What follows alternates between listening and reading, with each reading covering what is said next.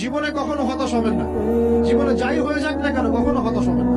মনে রাখবেন আল্লাহ আপনার রব, আল্লাহ আপনার সাথে আছেন ইনশাআল্লাহ। এই সমাজ আপনাকে যেভাবে শেখায়, কিভাবে শেখায়, এই যে স্কুল, কলেজ, ইউনিভার্সিটি, চাকরি, বিয়ে, সন্তান প্রতিপালন, আর তার ইন্না লিল্লাহি ওয়া ইন্না ইলাইহি রাজিউন, এই তো শেখায় নাকি? সবসময় মনে রাখবেন যে আল্লাহ রাব্বুল আলামিনের পরিকল্পনাই আপনার উপরে সবচেয়ে বেশি অগ্রাধিকার যোগ্য, সমাজের পরিকল্পনা নয়।